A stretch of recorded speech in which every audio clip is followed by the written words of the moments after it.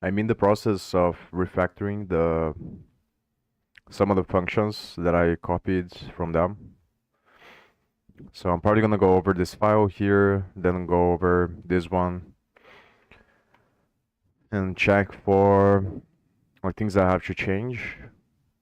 Then try to compile until I get this to work. Then once I get this to work for both these files, I'm gonna try to get this one to work. So this file has the functions that are in common for the Linux and the Windows export options. And this one has the functions for the Linux, and this one has the functions for the Windows, the specific functions for each one. And for now, what I'm doing is just putting like default options on both of them. So I'm replacing the export preset configuration and putting default options. And I just want to get to the point where I have like a default thing, because I'm not really like the points now is not to find the best configurations. It's just so I have the system so I can iterate over it, and then once I have like some project that I think is worth it to like put it on a platform somewhere like the production level, at least like kind of like an MVP product.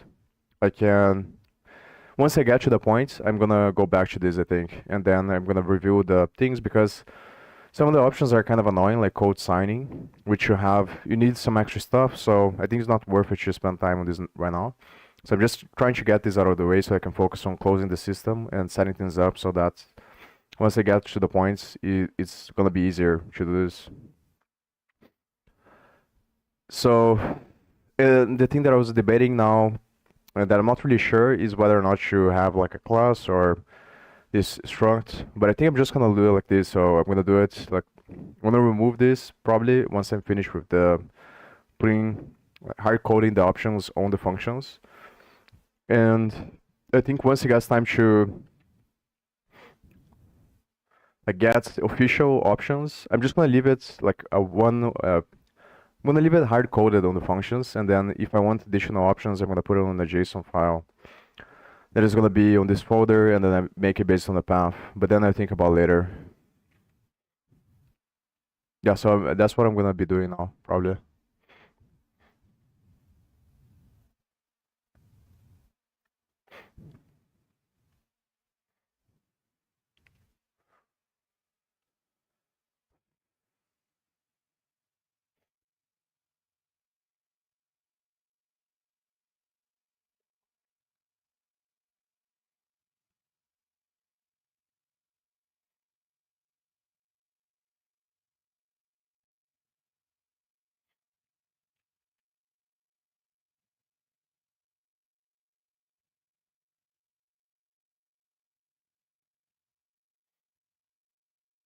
And the main thing that I have to see is the arguments of the functions, because I'm changing everything. On the old way, they use the export preset and then pass the export preset as an argument. And then obviously here I'm changing, and also I changed some other stuff. And the other thing, the main thing that I want to focus, I want to get to the point now that I can test the main functions that matter and that are kind of confusing, which are the functions that are going to actually write to the executable. So that's the point that I'm trying to get at now.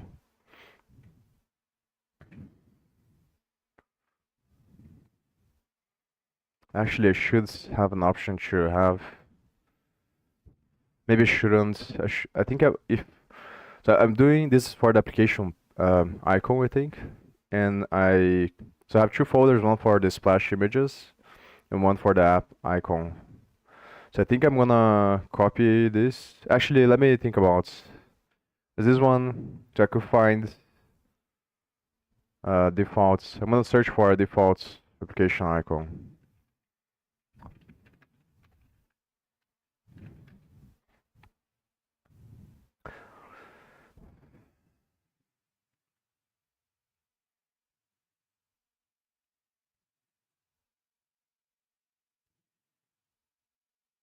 Maybe just search for like normal SVGs, and then I.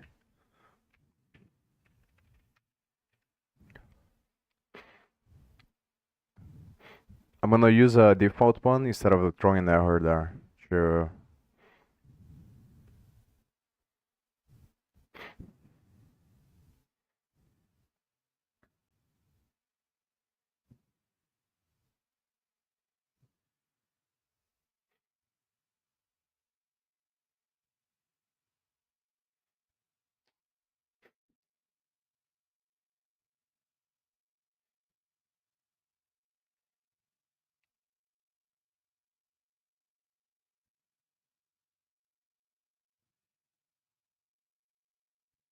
Yeah, there you go.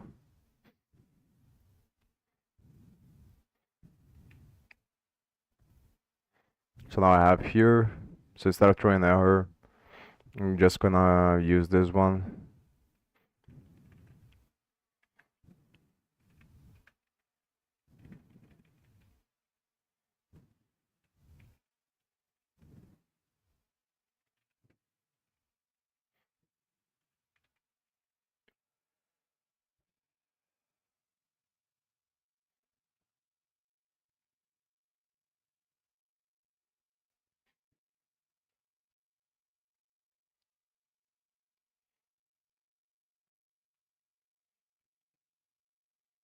So this function is the one that is for Windows and uses the rcedit, which I also puts on the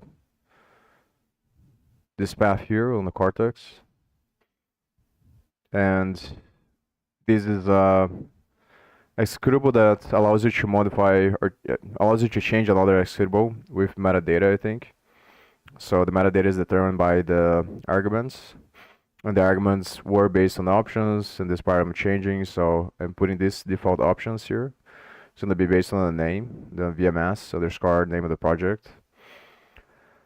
Product name is gonna be the project name. Like these are the default settings, and then later on, if I want to change, I'm gonna probably make it everything based on the JSON file. Then I can build another system or put it on this system to create the JSON based on project information.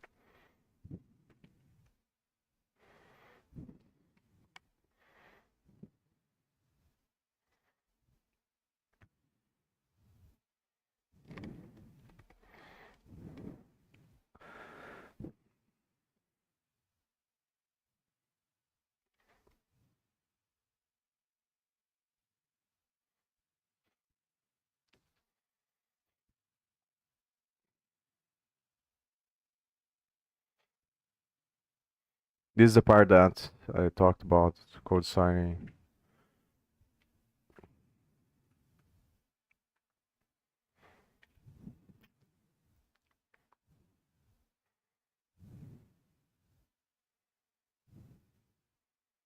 So it seems that everything is fine.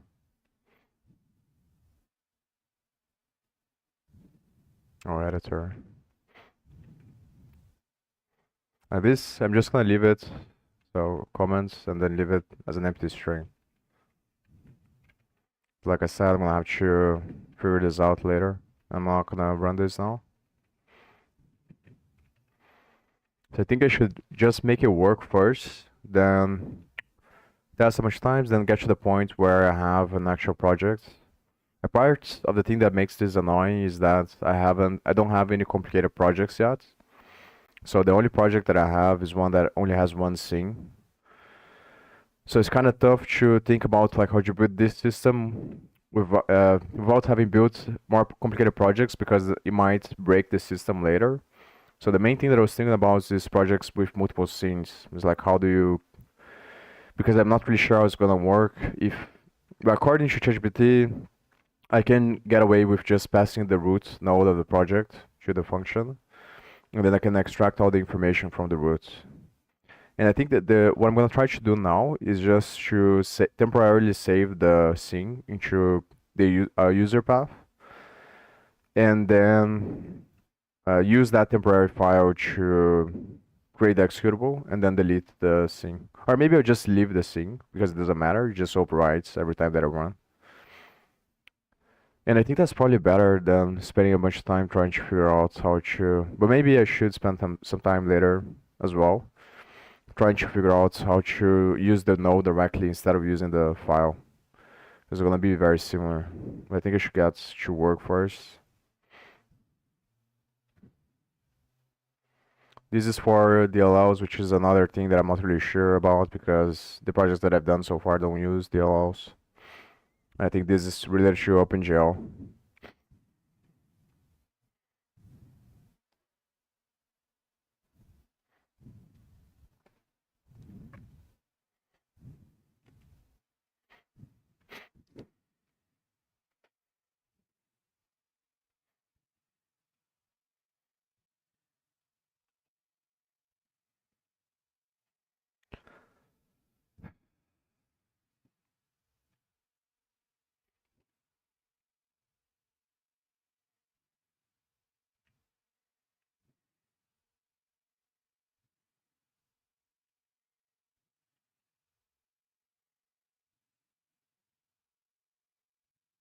So here you was calling the export PC project function, which both the Linux and the Windows use.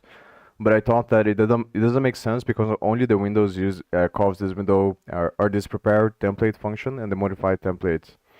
The Linux calls the export project data directly.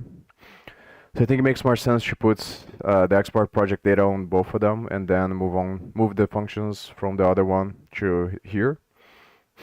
So I just replaced. And this part I don't understand very well because I'm not really sure what this is supposed to be. I think it's supposed to be a temporary file maybe because the embedded option is for when you want to write the information for the project on the final executable. And I think that this path that I'm using here is the final export path, which is based on the project name. So things will be on the exports. So there's going to be exports, then the folder, which is the project name, and then the project name, and the extension depends on the platform, I think.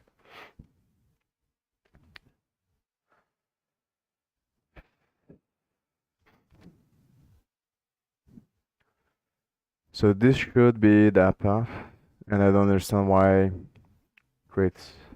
I assume that it has to be a temporary file.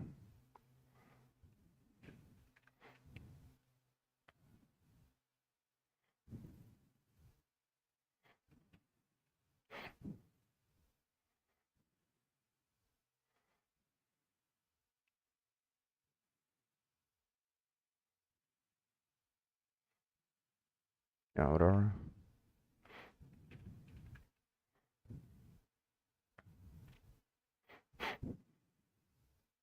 So I'm gonna comment this one out because it's not gonna work. Because on the other one I comment everything out.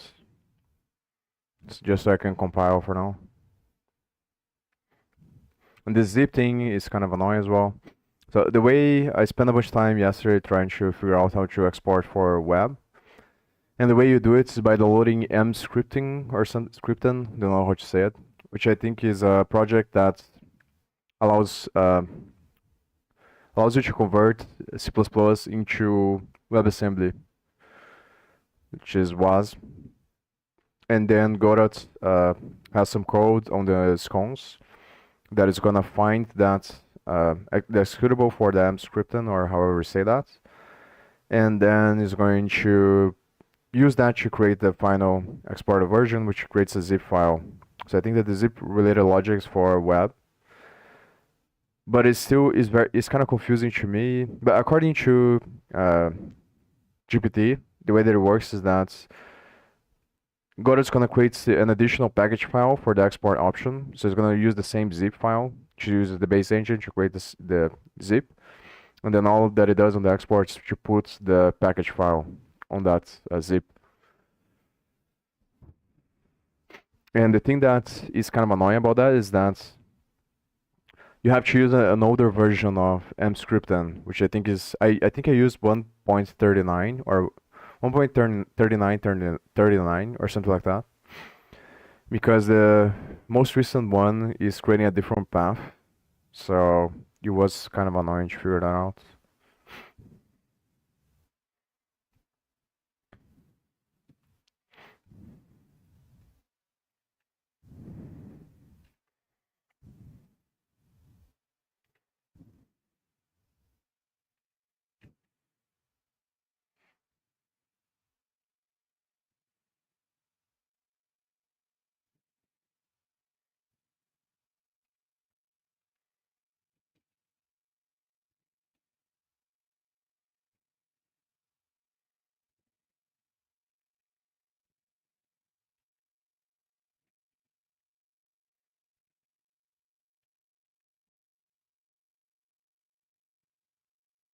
As for the zip stuff.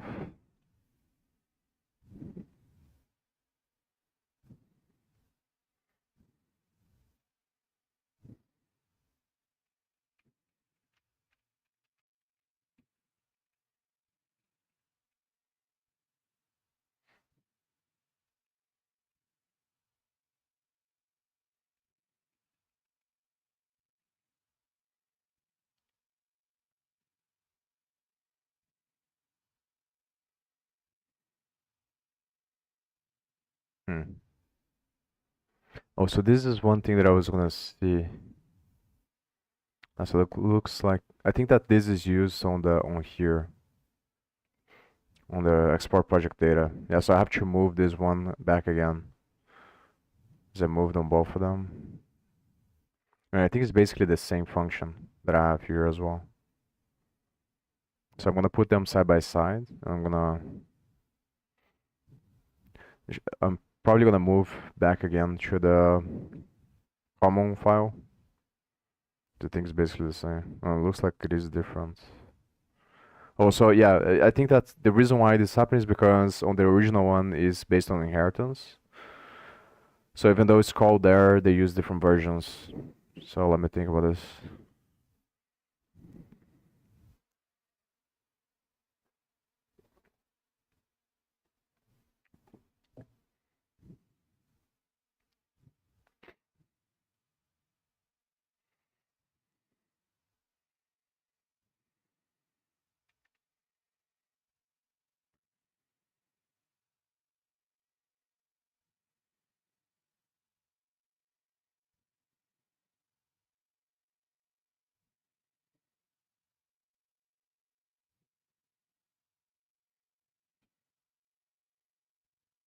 I think it's because of the file formats.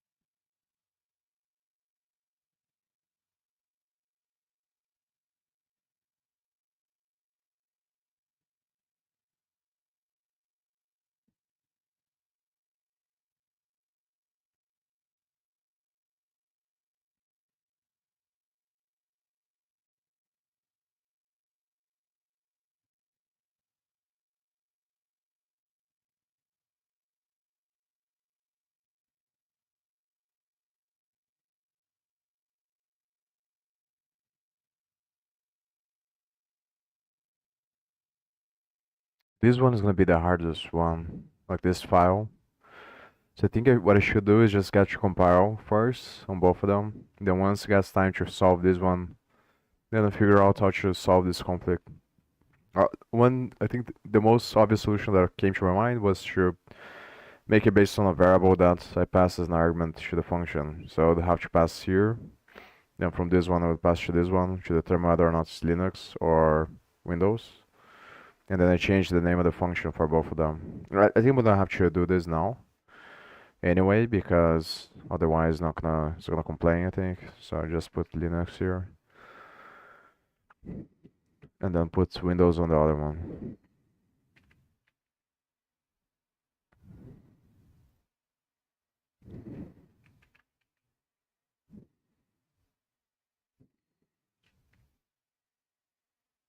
And this is the stuff that I was spending the most time thinking about. Well, like, what is the best way? Because it seems to me that making inheritance is not very good. So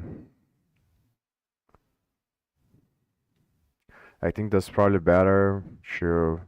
But then I was thinking about whether or not to make one class and then just put like all these different functions on the class and then include that, or creates a singleton, then passes an argument, or not passes, yeah,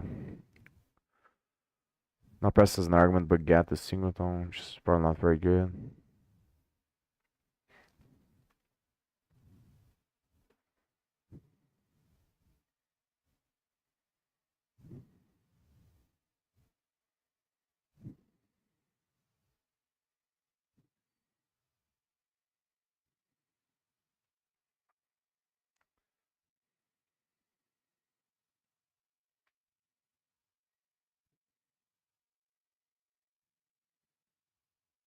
So I'm gonna try to get it to compile first for both of them, then I'll think about this. Let's do p presets. Doesn't look like it has anything.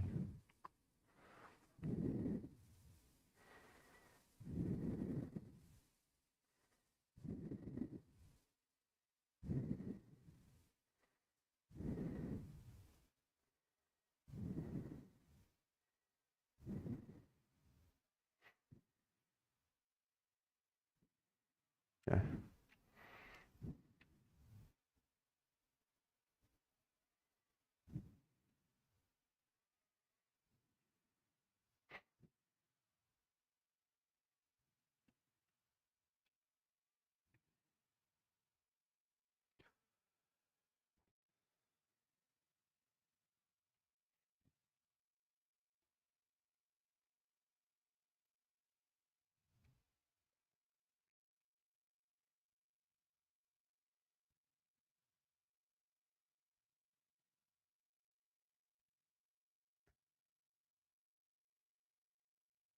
So the way that I'm doing here, this one is the one that is going to be called from the cortex.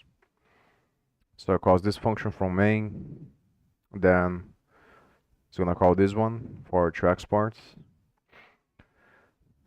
So it creates the project based on the project name, then I export all of them. And the way that I'm doing is just by looping over the binary.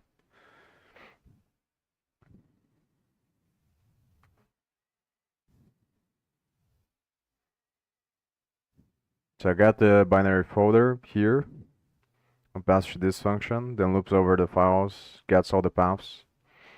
Because those executables that are on the binary are going to be the ones that I use for the base engine. And then later, I'm thinking I might optimize this later.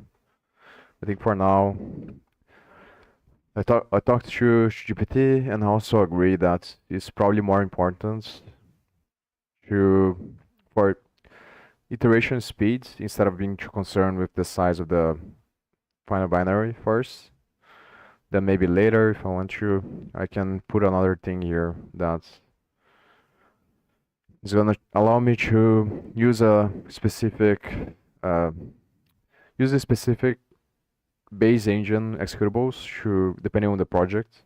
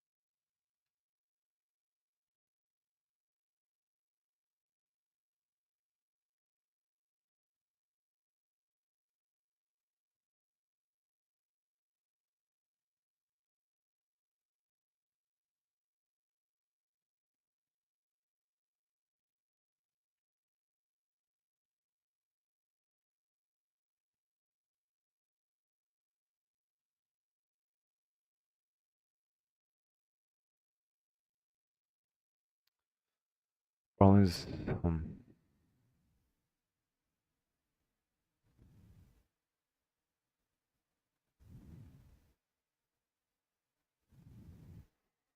not sure if this is gonna create a problem with the includes. So I'm thinking about putting there everything.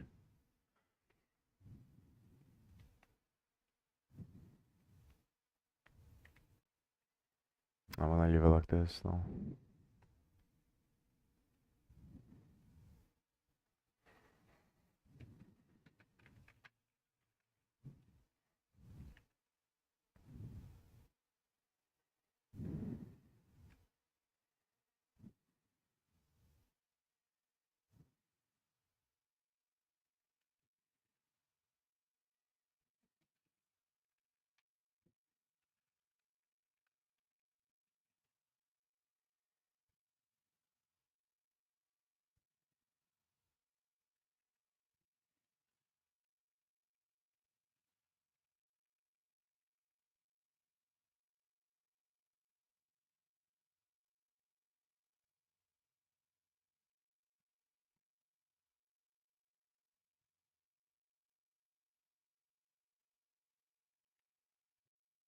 The problem is I'm gonna have to include the other one here.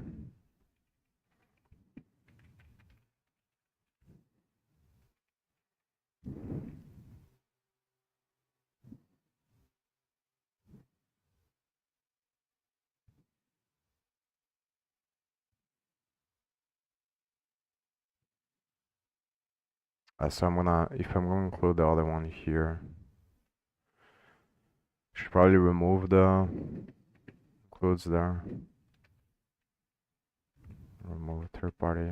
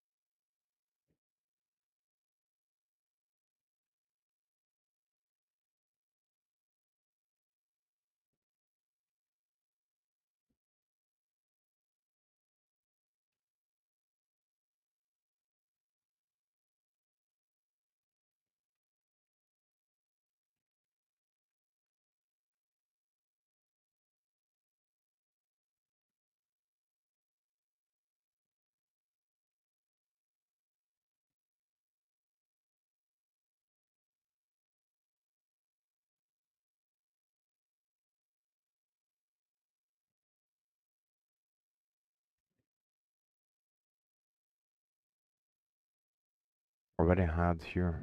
Hmm. I just gonna remove here.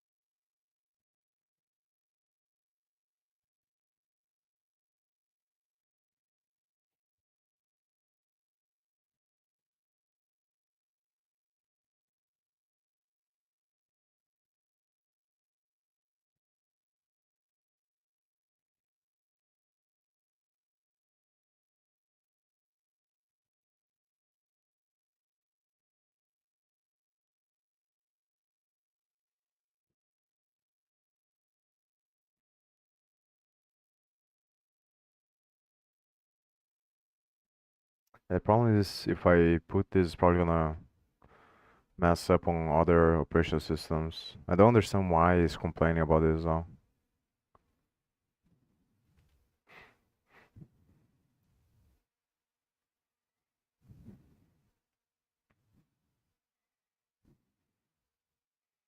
That's ChatGPT. I mean, it's obviously because it doesn't know. It's like this is coming from the macro, but then like how does it work on other parts? Maybe I should just search for examples to see if there is on any header that they use this.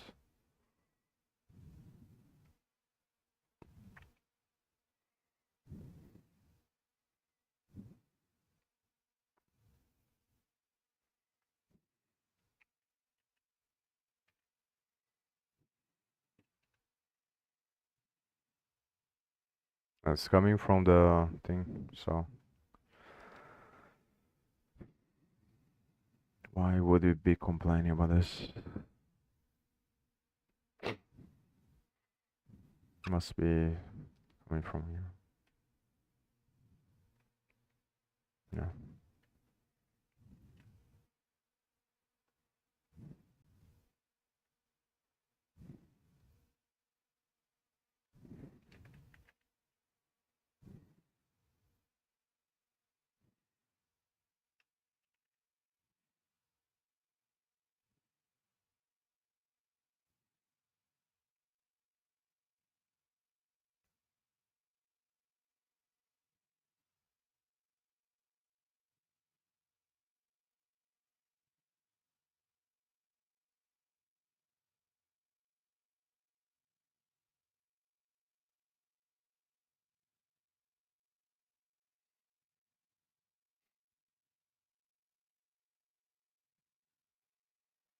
There's another thing that I don't understand.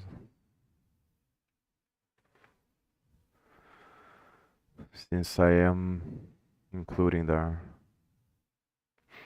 doesn't make sense.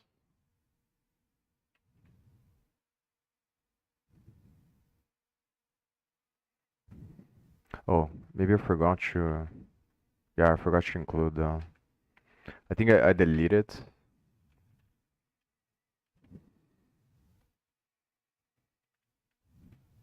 because I wanted to focus on the other stuff, so that I'm forgetting about this.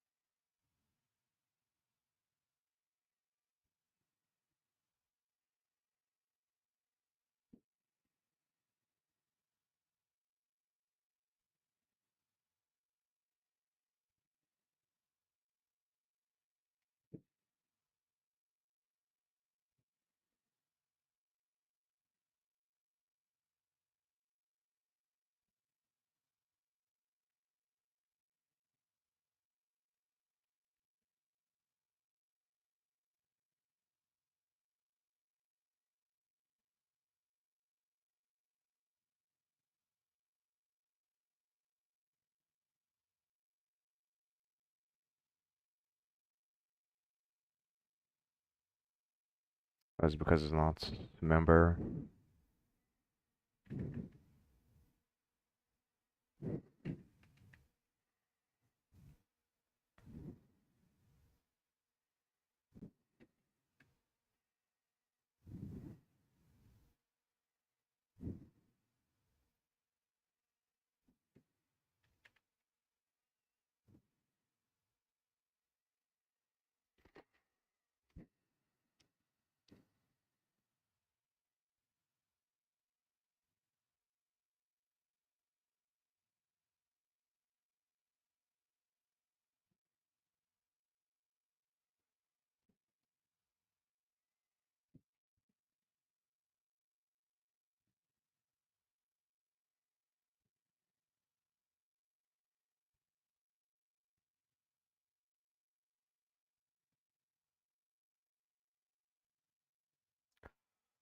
Whatever. It's gonna put false.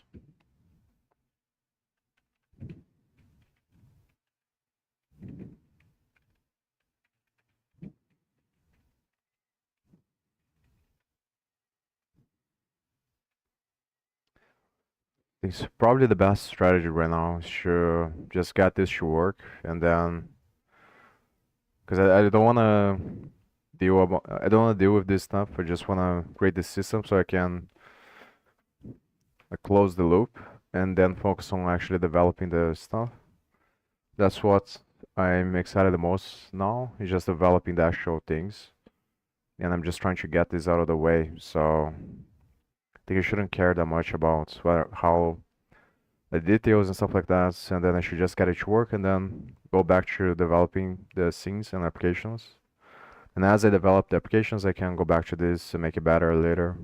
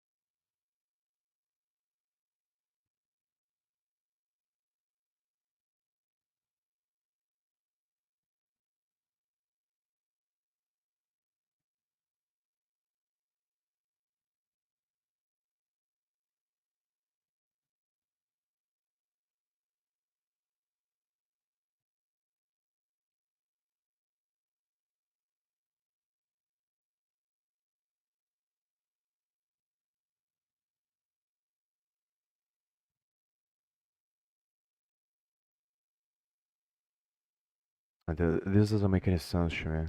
Like, what is the point of this thing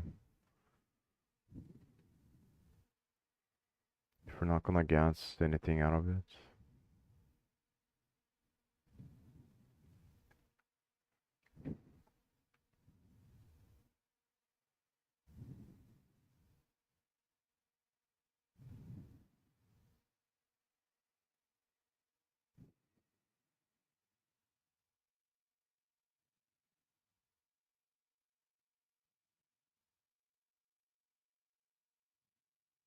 I think that probably the information is supposed to be on the arguments.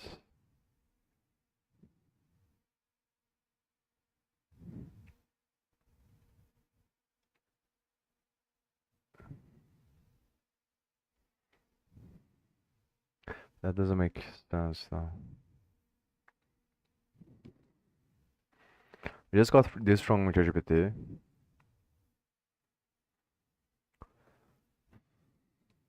And like I said, I don't want to think about this stuff now. So maybe I should just put parse string there and then move on. Yeah, parse string. It's whatever. And I'm probably not gonna use this anyway for some time. So when you get time, you should do this. So returns a variant.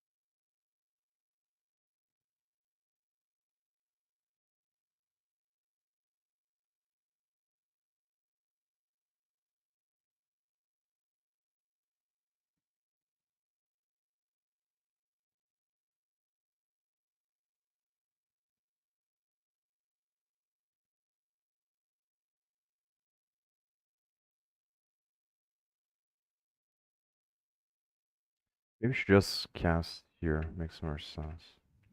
There. Yeah, just keep this stuff.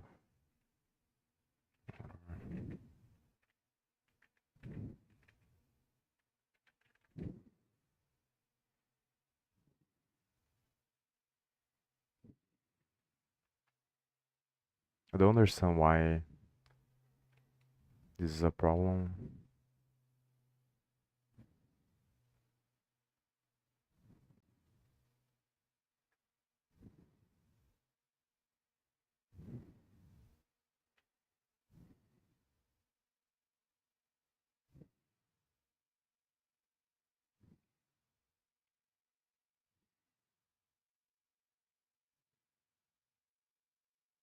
Oh, it's because of this.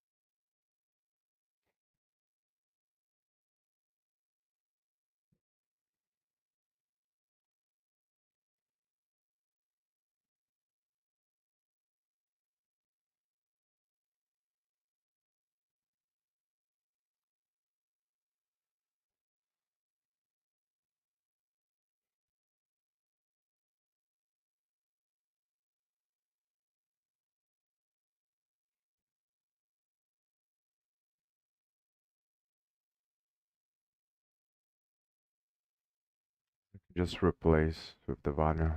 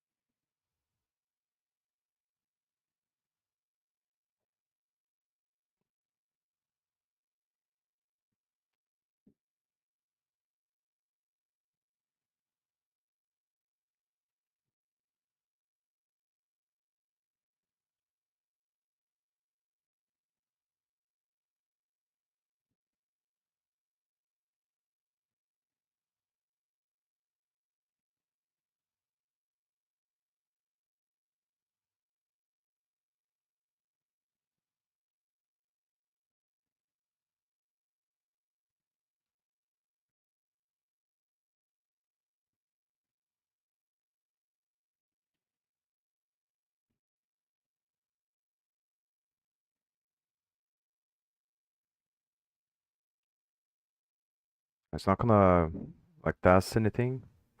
I just wanna see if it runs.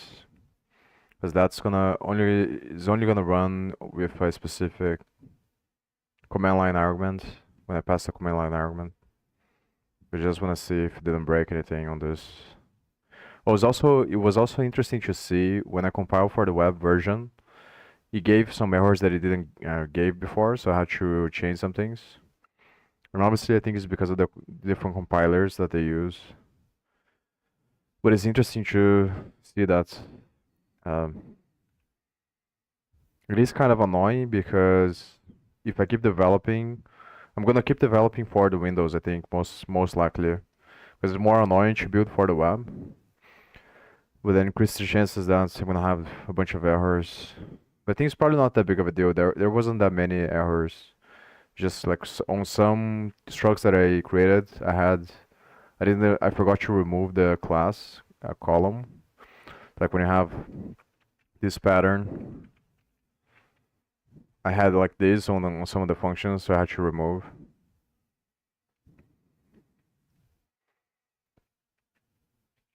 Yeah, so now what I'm gonna do is focus on this file here. Seems that it is working.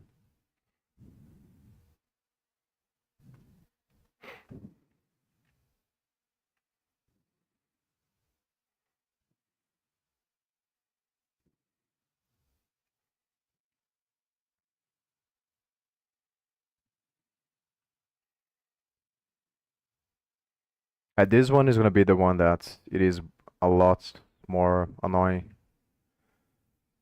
because I'm gonna have to like maybe I should go back to the thing there and see it again. Like I should open the original Godot thing with the debugger, then go over the export system again so I can figure out. It's gonna be very annoying. Just gonna create another enum. I think maybe I have already. Yeah, I already have here. Put this here. And then I'm gonna remove.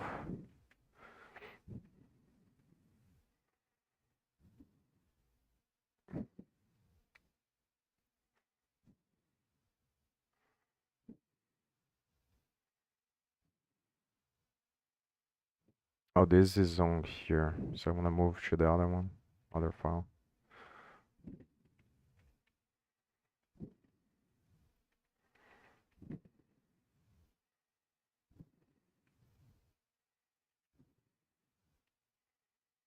The first thing that I have to do is just remove this, all of these things. It's probably better to see from the platforms what I'm actually passing as an argument to this. I think, yeah, it's gonna be the other one, so it calls this one from here. Because both from the save zip and save back. Yeah, this one is the one that I was thinking about. Like I'm gonna change this anyway. So I'm gonna hard code the functions instead of passing them as arguments because I think it's a lot better. So move this.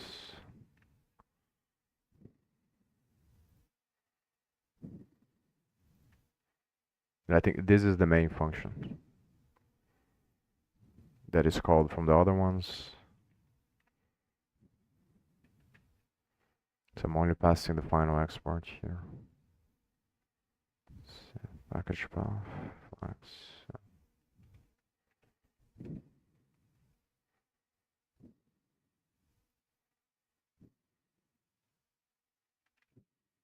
Actually, it's the other way around.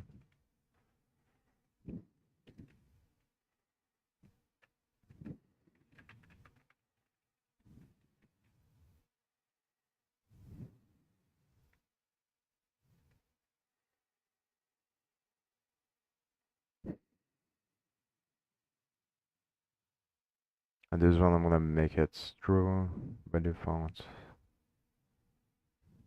Animation. I think most likely it's always gonna be better to embed the information on the executable because then it's less files to worry about. I think that if I can put everything on one file is obviously better.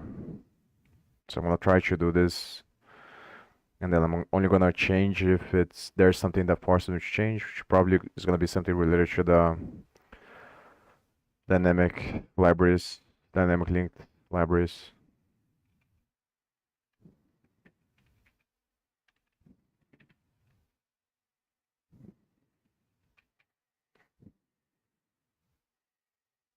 So I'm gonna change these messages.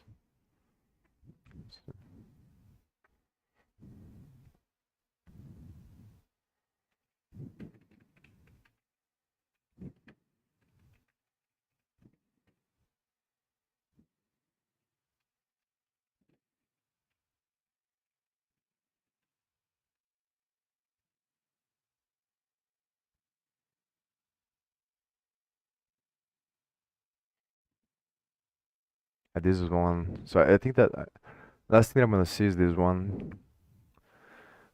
I have to just so either I think probably the easiest way is gonna be to pass as an argument. So I think that's what I'm gonna do. I'm trying to get into the habit of like doing more stuff first and then thinking about later, because usually I think too much about things. So I think that's obviously there's always a trade-off because if you don't think at all, then you're gonna do a bunch of unnecessary work. So it's pointless and spend the energy and it's not very good. But then if you go into the other side of the spectrum, you just think too much and you don't do anything. So because I'm more of an overthinker, I think it's probably better to just get into the habits of doing stuff first, then thinking about it later. I think for that reason, I'm going to make a Boolean variable here because like the downside of putting a Boolean variable is that I don't know the other systems as well. The ones that I spend the most time, I think, is just Linux and Windows, looking into it. And I think that the other major ones would be Android and Mac, obviously. If I wanna, because probably what I'm gonna do eventually is to have the executable on all platforms. So I think that but for me, like personally, the way that I'm gonna use it as in short, like for myself on the short term, it's probably gonna be Windows first, then probably web as second, because I'm not gonna use Linux. But it would be very nice to have Linux as well. So I think Windows, Linux, and web are the main priority for me. But obviously, I think Mac is the main one that would be nice to have as well. And then right after that, it's probably gonna be Android. So the only other two left are Android and iOS. But I think Android is probably better first because I already have some experience building like a fake, like an MVP, a very simple project on Android, on a course that I did from some other guy on YouTube. So I think for that reason, it's probably better. But the Android build is like more annoying because you need I think it's Java SDK and some other Android SDK. Then you need to put them on path, and it's like the builds I think are they differ a lot based on the operating system or the platform or the other platforms. The macOS also has a bunch of other stuff. And the thing that is kind of annoying is that you need to build a virtual machine or use other software to compile the base engine for those versions. And like this is very bad because it decreases the iteration cycle a lot, which defeats the points of the stuff that I'm doing now. So maybe for the other options, it's much better to just do it manually.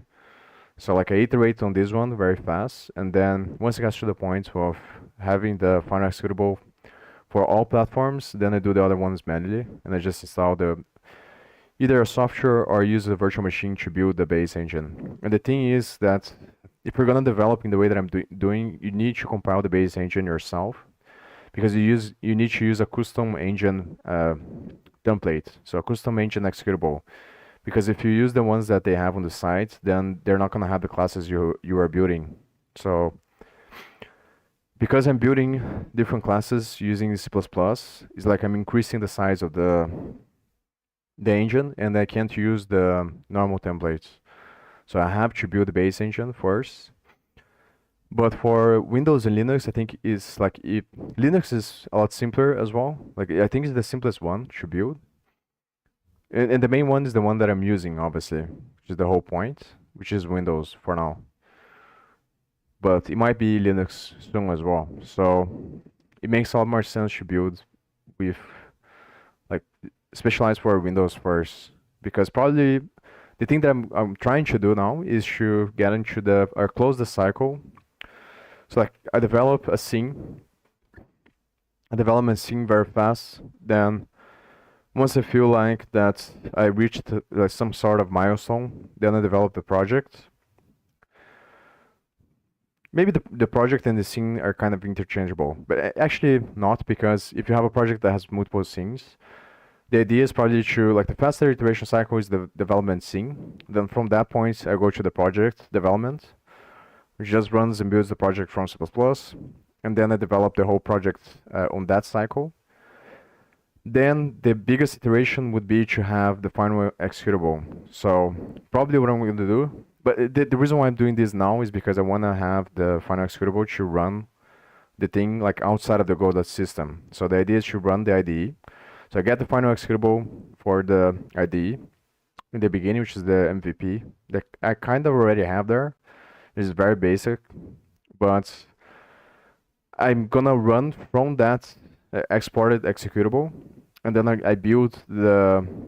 continue to build the IDE from that from the final exported executable, and then I just use processes to like create this bigger iteration. So the idea is to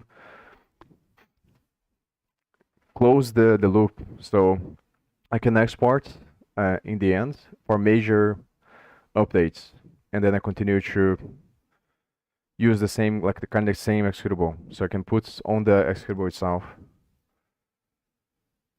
So I think for that reason, it makes more sense to just put a Boolean variable for now and not care about the other platforms.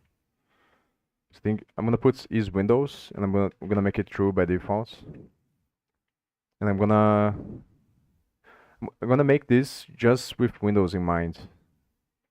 And I'm just gonna see if it compiles for Linux, but I'm not gonna test because it's gonna take too much time. Because I think that eventually I'm probably gonna switch from Windows to Linux. So if I have the setup, then it's gonna be easier to, once I switch, to build on the Linux version. And I think obviously I can also use the virtual machine.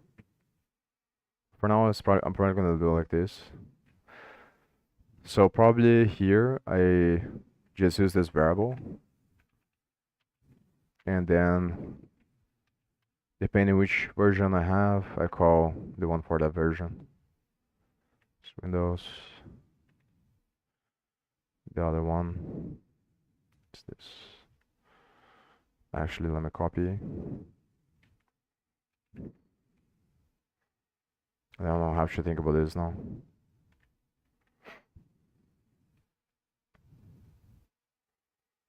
I'll be right back.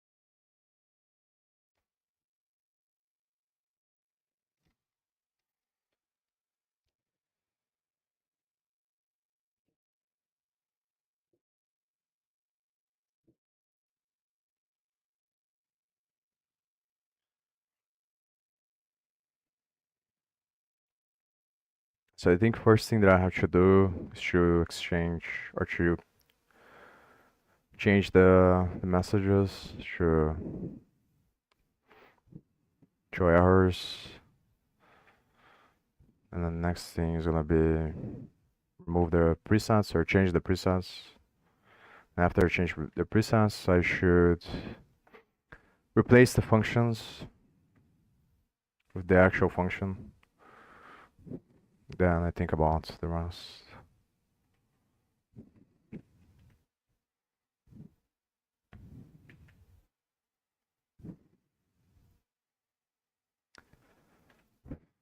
Like, my biggest concern is that, like, if it doesn't work, I think that it's gonna be very annoying to debug. So I'm trying to. The most difficult is the like debugging the file because it involves the functions that they use to write, and I want to avoid obviously spending time on that. So I'm not really sure if I'm gonna have to change many things. So I have to see like what is the difference between what parts are they going a bit. I already know what parts they're gonna use editor related stuff, which is gonna be on the editor file system functions. So they use the editor file system, which is a class that the editor uses to keep track of the files, to get the path of the resources. So I think that's the main one that I'm gonna have to change. And instead of using that, I have to figure out how to set things up so that I can use the root node of this thing. Probably gonna use ChatGPT to help me, but the annoying thing is like the iteration process. Like figuring out how to, because the thing that concerns me the most is about the change of things. So this is the part that I'm not really sure like what I should do. Like maybe I should just create some simple logic on the thing that I already have to change things and create a fake thing just to see like how it's gonna work. Because I think I need to build a system, and maybe this is the best idea. The idea that I have, and the ChatGPT agrees with that, is that like you pass the root node, then you traverse the scene, then from the root node you can bootstrap everything else, and you just extract all the information. I think that the options would be either to save everything to normal files, temporary sync files or resource files, then use those files to create the executable and then destroy them, or just leave them on the thing there because it doesn't matter that much. And the other option would be to directly use the metadata or the information they get, like on C++, directly to write to the thing. But that involves figuring out how, or like clarifying the specific nuances of how they write to the executable, which I already know, like roughly based on the last time that I did this. They are gonna write like specific formats of headers from the. So I have the initially they use the dir access class to copy the executable for the base engine into the path that you're gonna save, which is the final path. So it's like writing the information on the file for the base engine executable. Then from that part, they create some padding, I think. And then they create some header, specific header information that they have, like which is standard they created, I think. Then from that point, they write the information for the actual project on the thing. So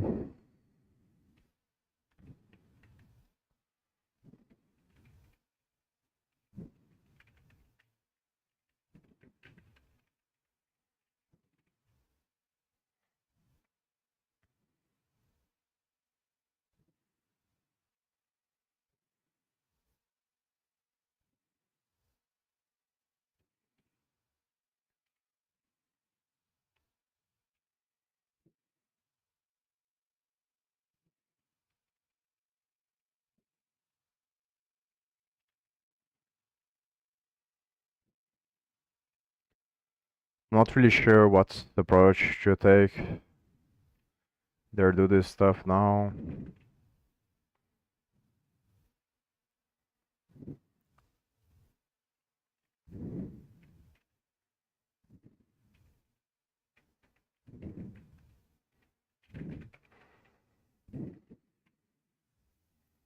I should get this out of the way first, I think.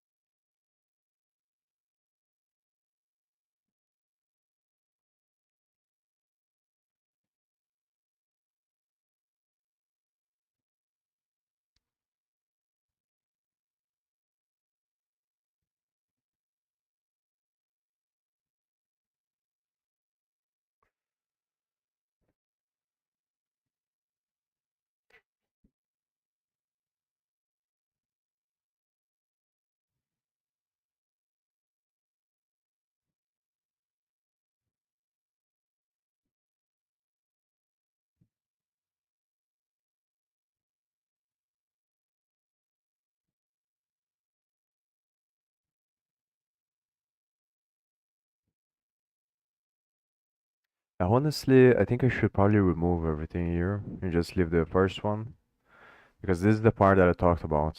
So that's gonna be the main part that is different from the way that they did it and the way that I'm gonna try to do. I'm just gonna use the C++ thing directly. Let me.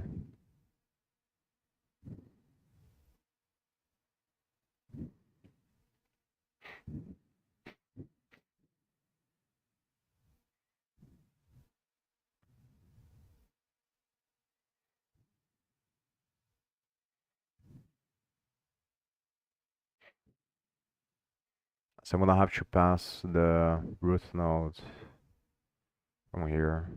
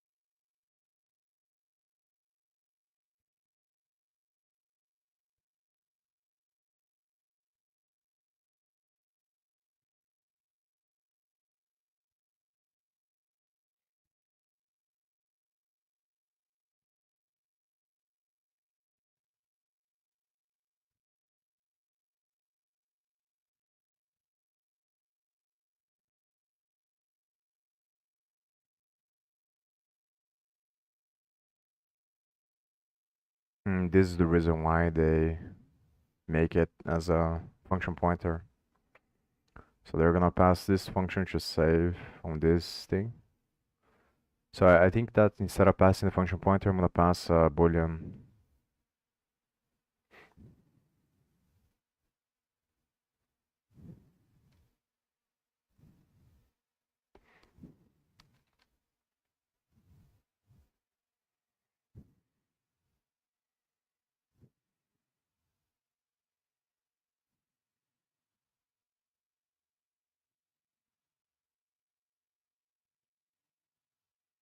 So this function is gonna have to receive this main pack I was thinking about removing, or because this is true by default. Yeah, it's gonna call this from the other function passing as true. I think I'm just gonna remove and then just always leave here.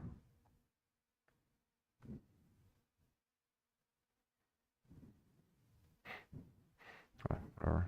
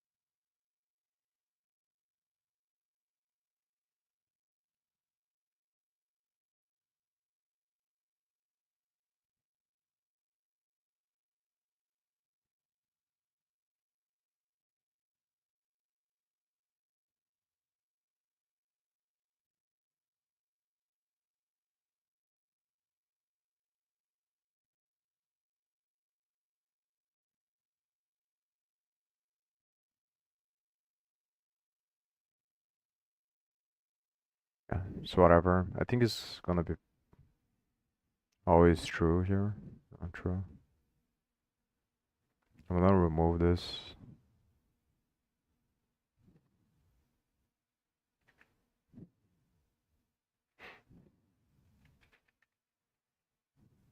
This debug I'm also gonna remove.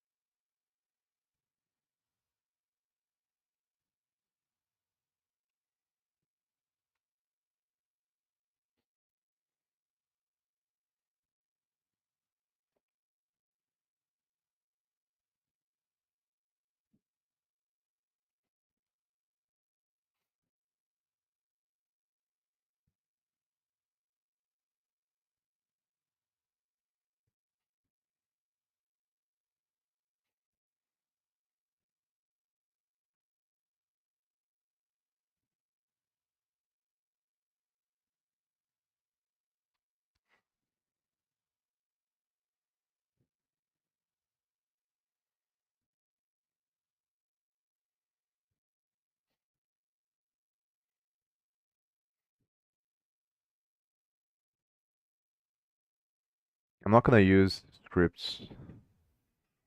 Yeah, I'm just gonna use C++. I already removed everything related to GDScript. I'm just gonna use C++, and then if I want scripts in the future, I'm gonna figure out how to incorporate Python. So I think it makes a lot more sense. I don't like GDScript very much. And I think that like it's worth it to put the additional effort to make Python work with the engine than to use GDScript. And obviously the reason why is because most of machine learning is based on Python. So you get like everything if you figure out how to use Python is a lot more powerful.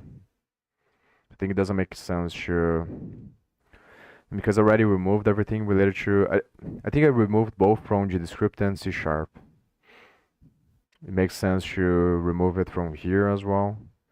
Then if I get to a point where I feel like I need to incorporate these kinds of things, I'm gonna figure out how to create another system. So the main thing to figure out now is this thing here. Like what I'm gonna do here. This is the part that is the hardest, and I knew this from the beginning, like I said before. Because the issue is I don't know the nuances very well yet about like how exactly are they saving. Like there's some stuff there about like I think it's related to cryptography and also this stuff with the plugins, which I also don't like very much to be honest. So like the challenge is that if I remove stuff, like I'm not really sure. I think I need more clarity on like the types of resources, how they convert the resources into the final file. I think that's the issue. 'Cause the problem is obviously it's gonna depend on the project, so there's no way for me to know all the possible unless obviously I read the entire documentation and I watch or see a bunch of examples of different projects and what kind of resources they use usually. I think that it just takes too much time to do this. So there is no easy way to know all possible resources that I can use and how they're gonna convert that into the final file. And obviously I think it's related to the plugins and these functions, and I can only see these functions on runtime. So that's the issue. I think I'm kind of hesitant of removing this stuff. Like I'm not hesitant, but I don't know like what things I should remove and I shouldn't. Like this stuff here related to hashing. And also the other part is that because I didn't do any builds that is more complicated yet, I just did the simple ones because of the stuff that I said before. Which I think that's not worth it to do this now because I didn't get to the point where I have a thing that I think it's worth it to like put it on some platformers are like make it available or distribute. So it's not worth it to do this now, I think. So I'm not really sure if I should remove like in parts of these things I shouldn't remove. Should leave it here because it's gonna be related to the encrypting the executable. But I'm gonna have to change that anyway. So maybe it's better to remove everything and then create the whole system from scratch. And if I need in the future, I go back and see like I have to spend a bunch of time clarifying all the nuances of like what is the points of each thing and then converting to the new system.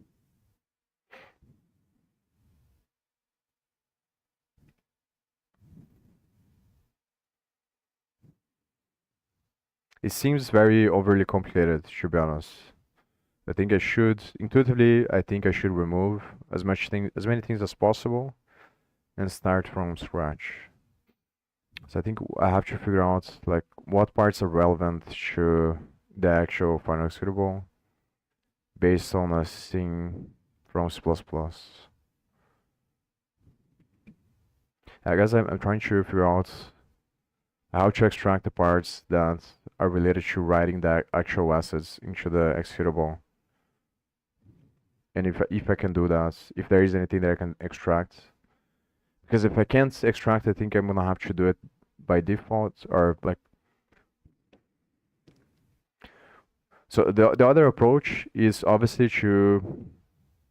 I think either way, I'm gonna save the project into a temporary packaging file in the beginning. So I'm probably gonna do this on some of these functions, or it's probably on this function. It makes more sense. So this function receives the root node, then it creates the package scene, and I can reuse the logic that I already have here to create the package scene from root node, which is this thing here. Yeah, so this is using so I'm gonna change, instead of using this path, I'm gonna use a user path. Because I think it's just the simplest way to do this. Because all this stuff is not gonna be used on the final exported executable, obviously. Because the compilation is gonna be different. So it's not like it matters for the actual application perspective, it's just for development. So it doesn't matter that much.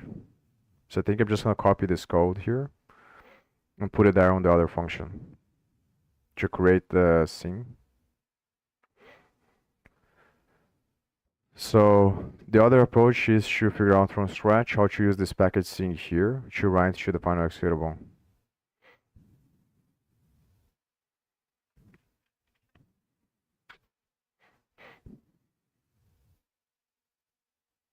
I think here they're just gonna get the paths based on the editor file system. And they're gonna insert the paths of the resources. Like the editor export system relies on the concept of a directory for the project, which I'm trying to avoid. So I think I'm gonna remove everything. I'm gonna have to do it from scratch probably.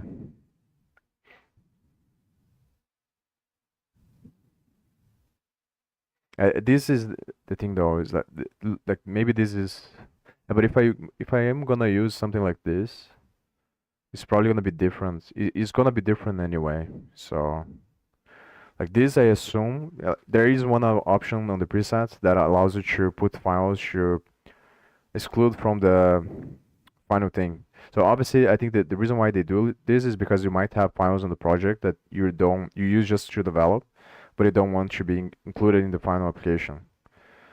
So they put these options here. But I think if I do that, I'm probably gonna do it differently anyway. So I think I'm gonna remove the other options here.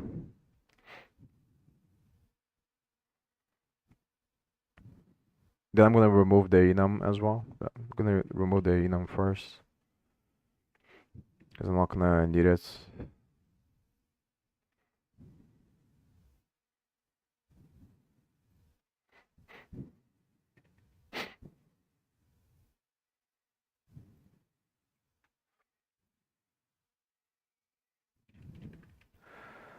The main thing that I'm wondering now is whether or not I should go back and step into this a couple more times so I clarify all the nuances and becomes more like easier, or more not easier but more clear on my mind how everything works before I start trying to do this.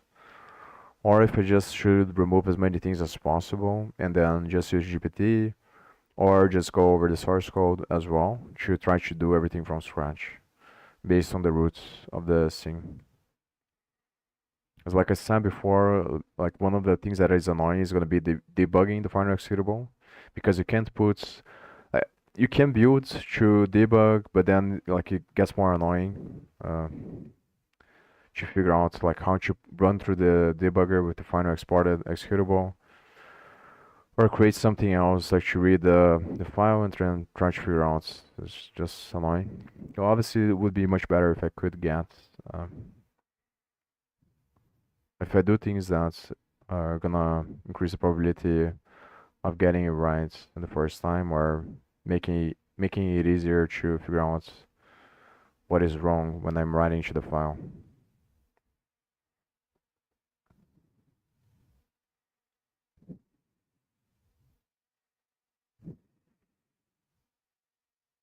File dependencies. Hmm. This is the thing. Is because they use editor file system, they have other logic based on the whole thing that is gonna allow them to put, or they keep track of the dependencies on a struct that they use on the editor file system. So it's like completely different the way that I'm trying to do, I think.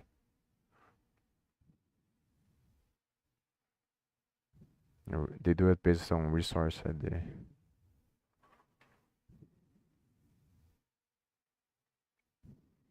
I think that ultimately the way that I'm doing now is going to be simpler at the end, but to get there is very annoying.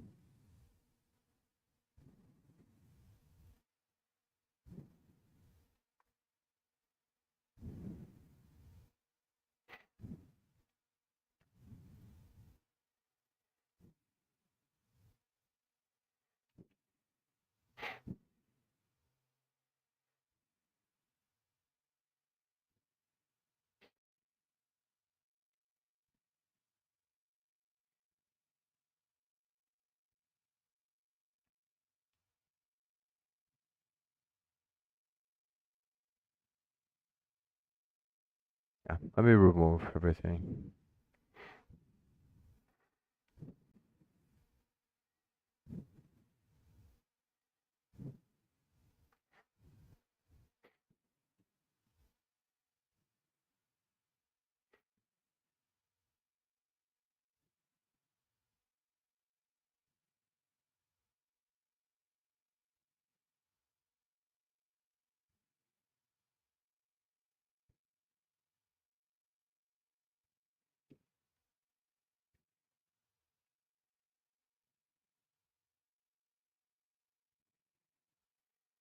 Okay, so they put everything on this path, this hash set here. Then they filter.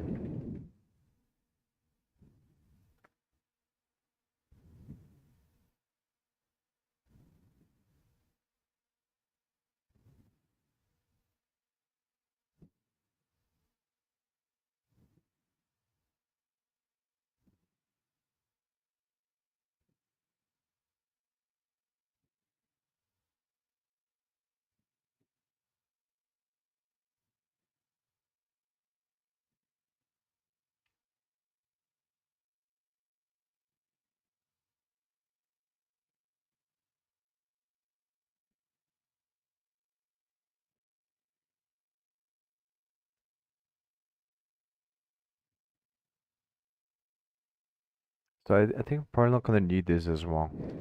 So as far as I understand right now, obviously didn't spend too much time, but I think that this is just like, it's gonna remove these patterns from the paths here. So the way that I'm thinking about now is that they first get all they use the editor file system, which is the class that they use on the, for like the backend of the file system that they have on the editor. They use that class to get all the paths that the project has, and they put on this hash set here. So the hash set has all the paths of the resource files, and this is gonna be is gonna include scenes, scripts, and potentially other files. I think like uh, textures and stuff like that. Maybe shaders. Then after they do this, they call this function multiple times with different patterns to exclude those files, the files that have these patterns from the hash set here. Ignore import files, the jar later with the resources. This is another thing that I'm not really. I'm gonna ask the what is the point of import files usually?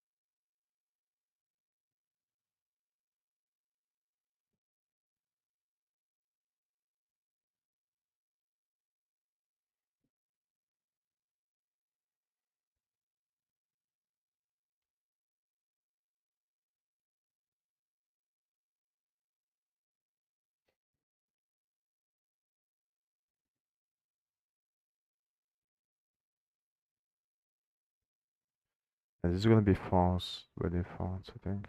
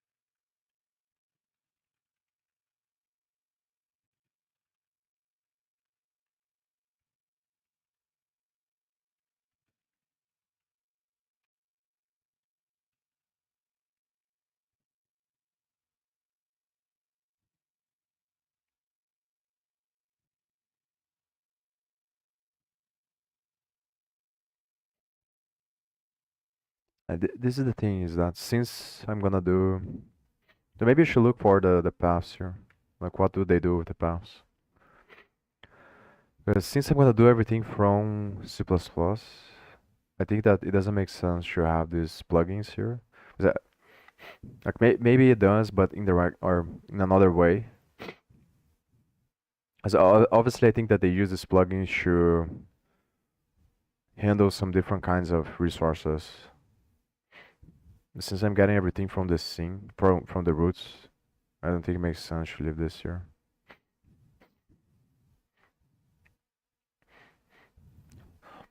So I think I should replace this function first.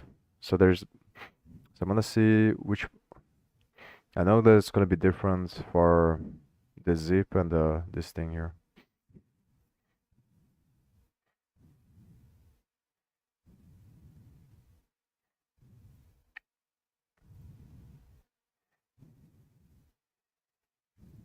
So I have to see what is gonna be the defaults because it looks like it doesn't call that here.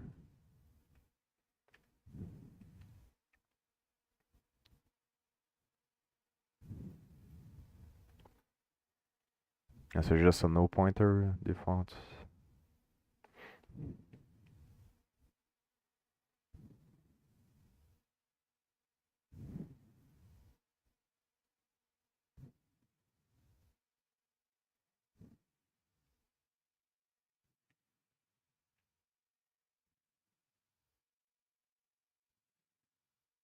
So obviously this one I can replace with this, which I think I'm gonna do.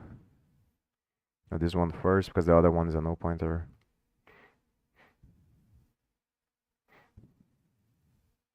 Actually, so let me think of this. So I should probably replace and put boolean variables for both of them.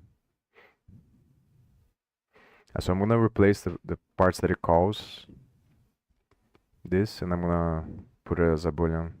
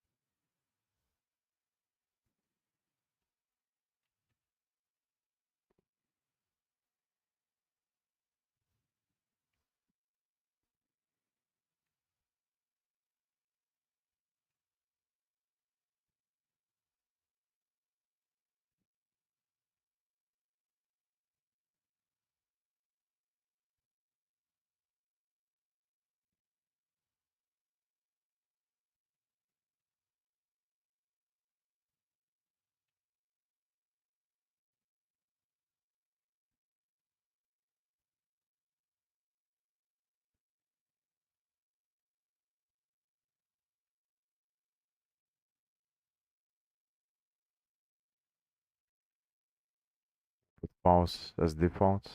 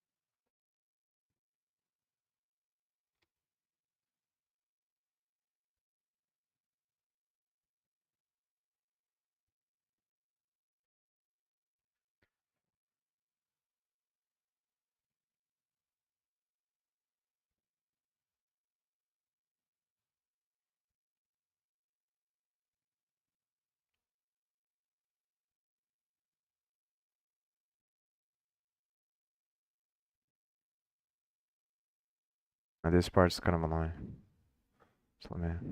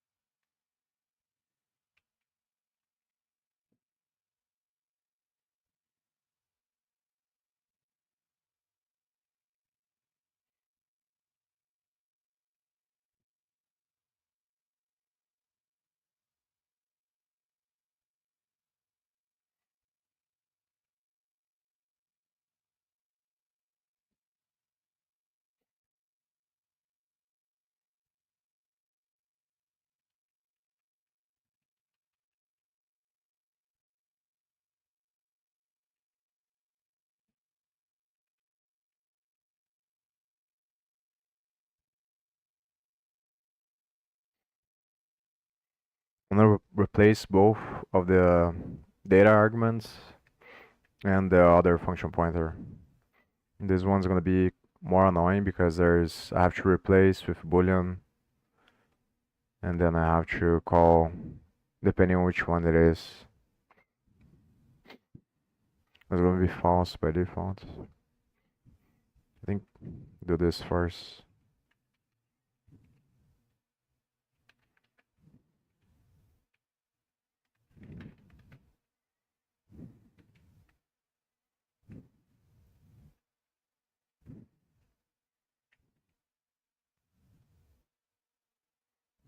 Maybe I should remove, actually. Yeah, I think I should remove the parts that I think I'm not gonna use here, because otherwise I'm just gonna like do this pointlessly.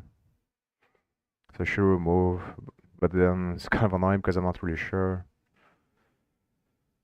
So I'm gonna look what is related to paths here.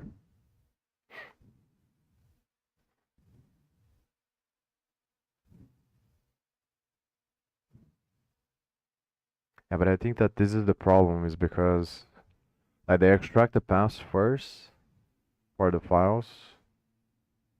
And maybe the easiest thing to do would be to save the string, like get the root save, because so one of the question is whether or not is the same thing.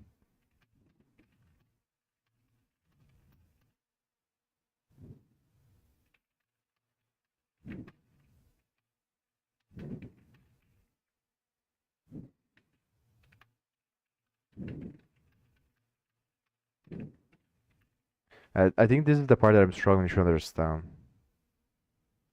Because if you think about it, like let's say you have a project that uses assets and other stuff. When you save the project to a sync file, it does work. And I think it works because the editor or the engine are going to read the file and they're going to use class DB to instantiate everything on runtime. So it's kind of like the same thing. All you need is the sync file.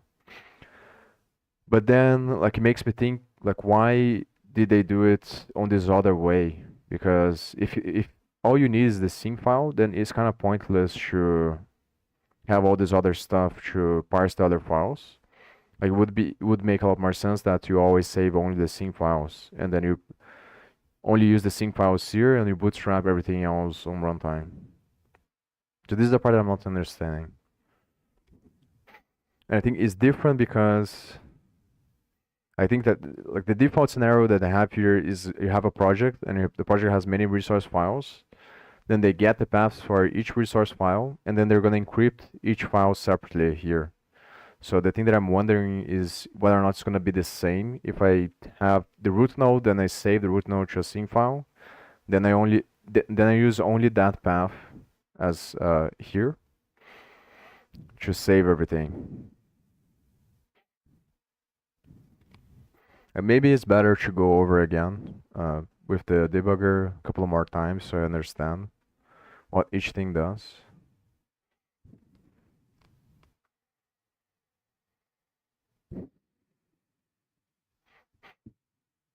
Because I think that this is going to be the main thing that they do here on this function.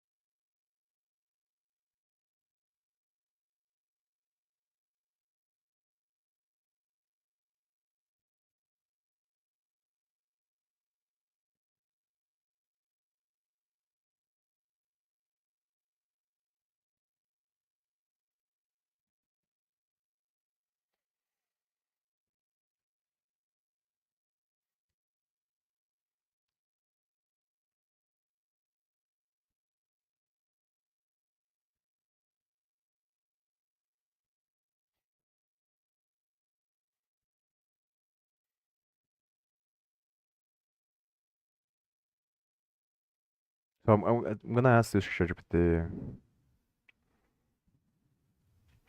So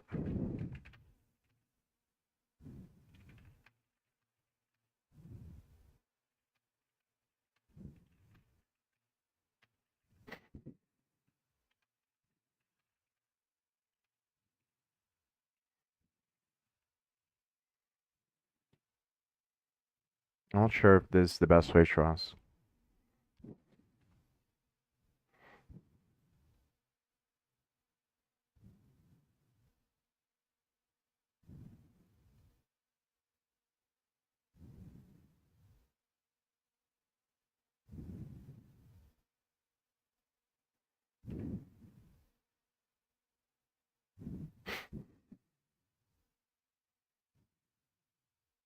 Yeah, I think I should probably remove everything related to plugins, and then if I need anything, I just use it like these functions here, either class DB functions or object functions.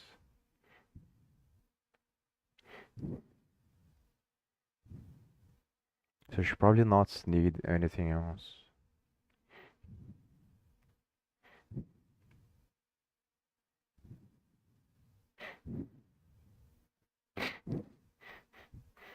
Yeah, I'm not gonna do this now. I'm gonna stop streaming, go over with the debugger a couple of times, and then I'm gonna spend. So I need to formulate the questions more, then ask ChatGPT to clarify a little bit, like what are the points of confusion that I have exactly. Then after that, go over with the debugger a couple of times, then remove everything. Because I think I'm gonna remove a lot of things.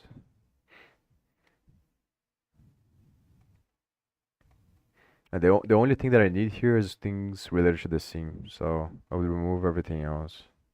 Like all this part here.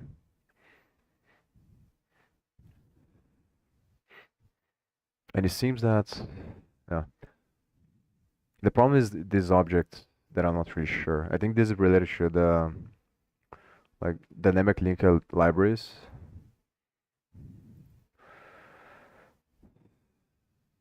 So like this might be annoying later.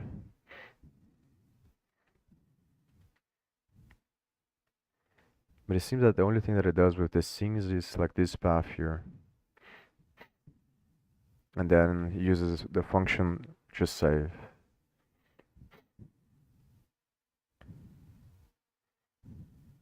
And this is the function that is going to write to the executable. So I think the only thing that it's doing is writing the paths to the executable. And then when the engine loads, it's gonna get the path or bootstrap the path from the executable by reading the file with that package sync function that I wrote as well, that they have on the globals setup function. So I think everything works based on the path. Yeah, but then how does it work with the resource? Like how does it bootstrap? I think it's just gonna parse the file on runtime. In the same way that the editor parses the scene file to bootstrap the scene, because they read the file, then they translate everything. They use class DB to instantiate based on the string name of the class, the type, because every class is registered on class DB. Then once they do that, they have the object, and then they uh, bootstrap everything else using that properties and the method bind functions or method bind class, and they restore the state of the thing based on what's written on the scene file. I think everything works based on the scene file. And probably most likely what happens when is loading the final exported version is just uses package scene to open the or to find the information on the executable itself based on the header that they write here. Then that information is basically the scene file in binary, and they store based on the path, I think. Yeah, so based on the path of the scene, and they probably store the rest of the information on this. Because like if this is just a path, then how they get the information for the actual scene? So it has to be on the function there. You're gonna use the path to get the rest of the information for the scene file, I think.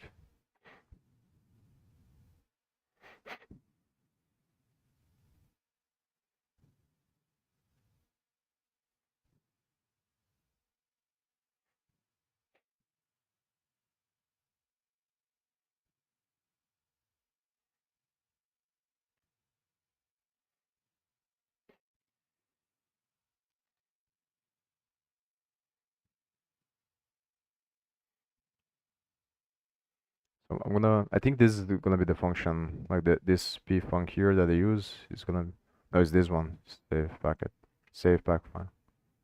And this is the main one, and the zip one is gonna be different, I think. And this should be the path, I think. Also, this is the data, the paths here.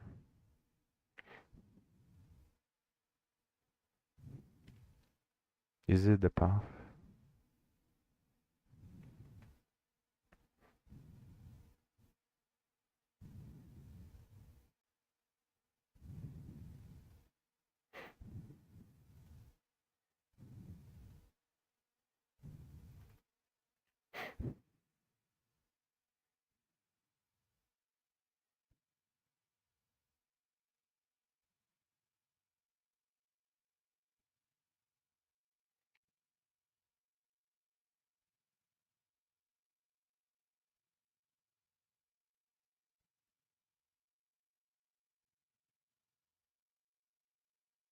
Yeah, so the third argument is the data. I guess this is one of the reasons why it's kind of confusing, because it comes from the plugin.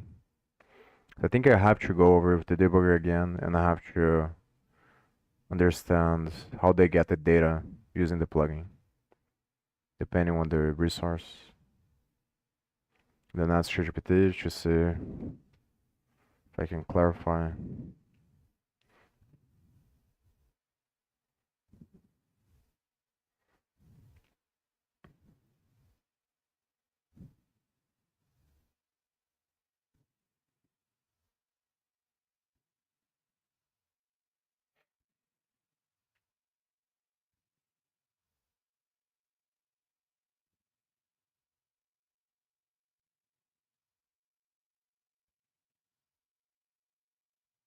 Yeah, so this is the thing that doesn't make sense, because the data seems that the data here is the path, so it doesn't make sense.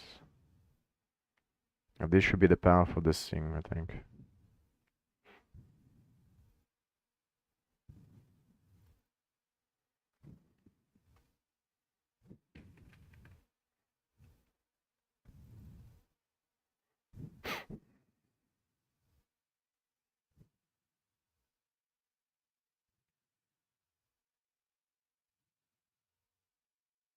Yeah, it loads this thing here. It gets a node here. There's another plugin.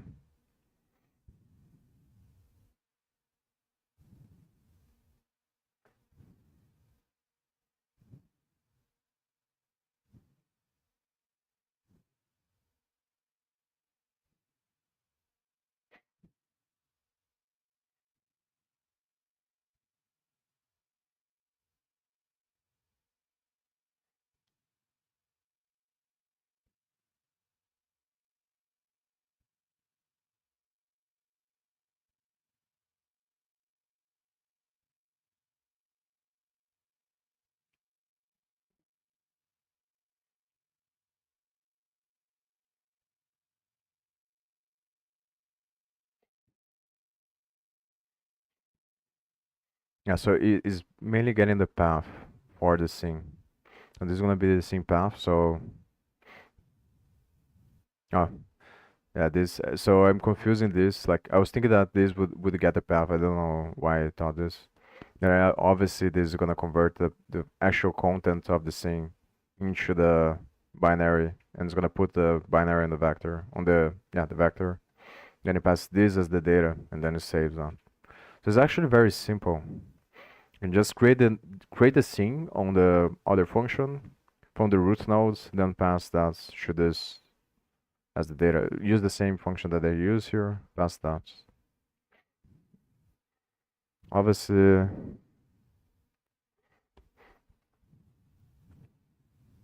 I think I have to save anyway because that's the only way to, like, it makes more sense. You have to parse the information for the scene anyway at some point because you're gonna write in bytes there on the file, the executable. I think I have to save the scene anyway. So probably the approach that I'm thinking is probably the easiest one. So you save the root node. The biggest problem is for scenes that have multiple scenes, for projects that have multiple scenes. But I think I should do for one scene first, then I figure out how to create another scene on a test project there. Then I test this again. I think that's probably the best. And it's probably from an example that GPT gave, it seems that the way you do it is by traversing the root and then a node that is a scene, a node that is the root of the scene is gonna have a metadata set on it, and based on that you can transform that node into another package scene. So like you can create an algorithm that puts all the root nodes, all the scenes that the project uses based on the root node on a vector. So you traverse the root node, gets all the packet scenes for all the scenes that the project has. Then that's a vector, and then from the vector you basically do the same thing that they are doing there. So just loop over the vector, and then for each scene you just save. Should be a lot simpler, I think. So I think I can remove everything.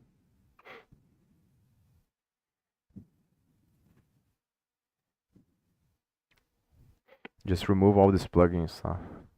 I'm gonna stop streaming now, and I'm gonna go upstream. I'm gonna step over and step into, and I'm going to use GPT to clarify as well, to see like this what are the plugins about. But I'm probably gonna remove everything here. Then after I remove, I'm gonna change this to a boolean, and then depending which one it is, I'm gonna call the function, either the zip function or the other one. And then I study how the other one says, but I think that I probably won't need to change because I'm just gonna use the sync files. So I think that in the end it's gonna be a lot simpler. I don't need all this stuff here. I'm gonna delete this already.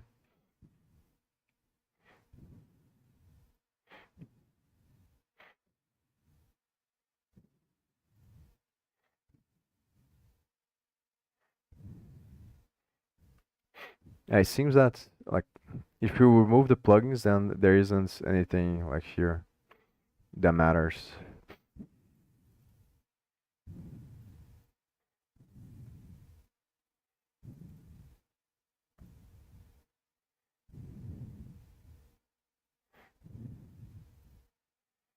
And this would be the main one, so I remove everything here. Also doesn't matter. And the only thing that would matter would be in the end here. Like this is the only part that matters.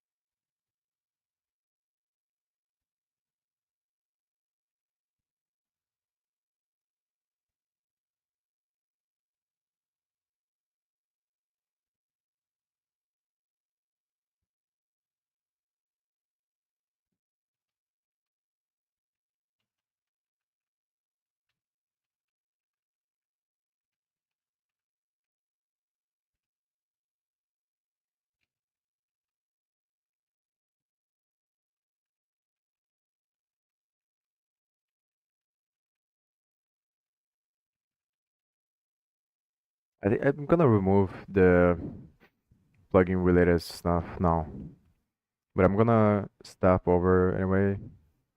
And if I decide that I need it, I'm going to go back. I'm gonna go on the original files, then I got the functions again.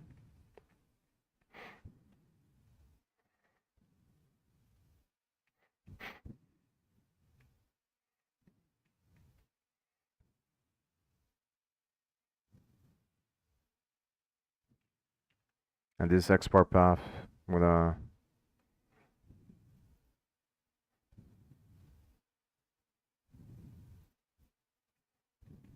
so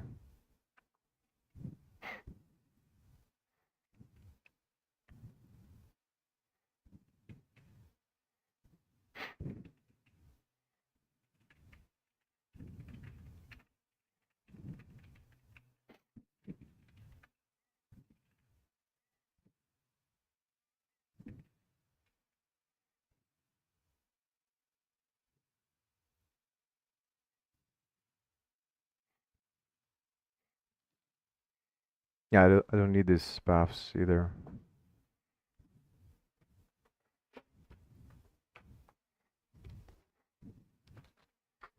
Maybe I do need.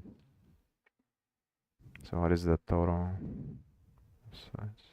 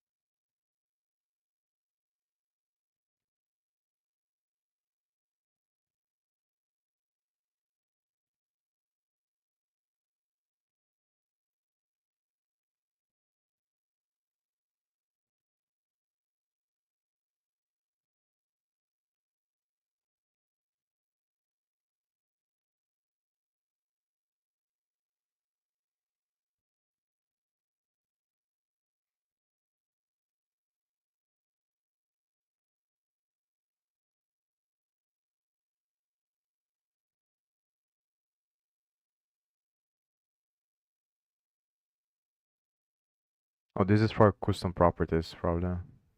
Let me go back.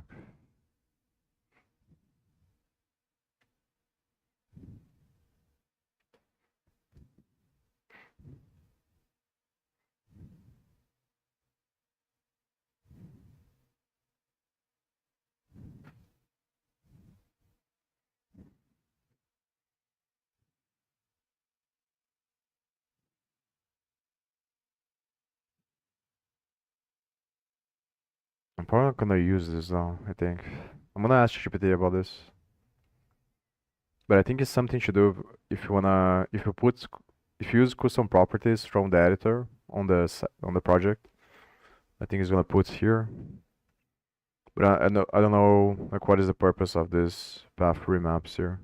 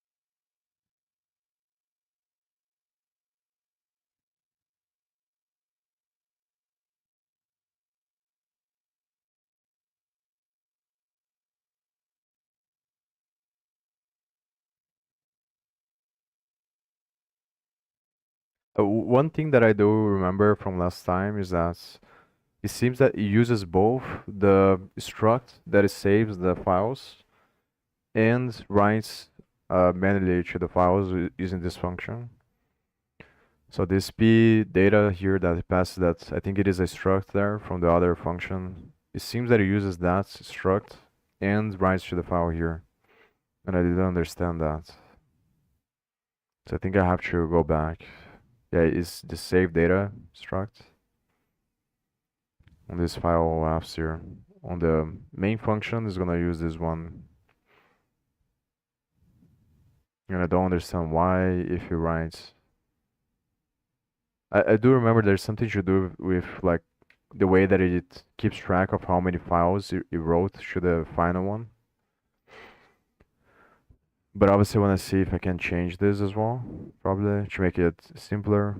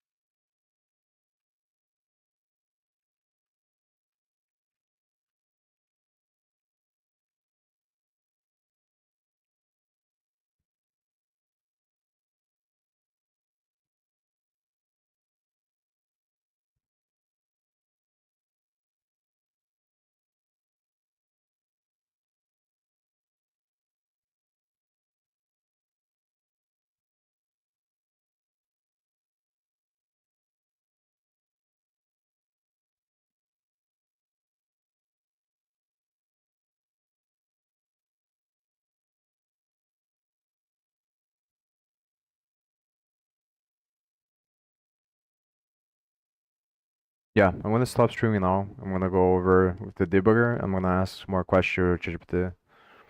Like this is kind of the problem here, is that like so the two options that I have is either I create some projects that uses this like all types of resources, which I might forget or not know of some resources as well, or I just build the thing initially like this. The issue with building initially like this is that like if in the future I use, let's say I build it in the way that I'm building now, and I think it's working, but then on, at some point I create a project that uses some resource that I'm not parsing, then I'm gonna get a bug, but it's not gonna be a compile time bug, it's gonna be a runtime bug, and it's gonna be very complicated to debug because I'm gonna forget about this stuff later. So that's kind of the problem that I'm trying to avoid.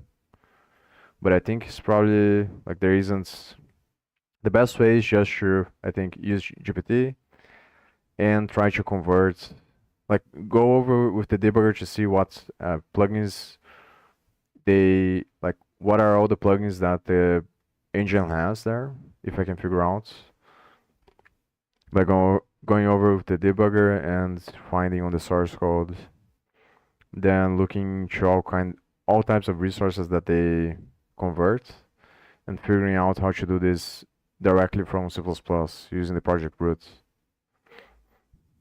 So I think this is what I have to do now. So I'm probably gonna remove everything and then uh, build from scratch. So build for the scene file first, then see like what are all the other cases where there are resources that can't be parsed from the scene, which seems that GPT is saying that there are some resources like sounds and stuff like that that are not saved on the scene file. So you need to save on a different kind of resource file. But if I'm gonna use the C++ nodes directly, then I think it's a different approach.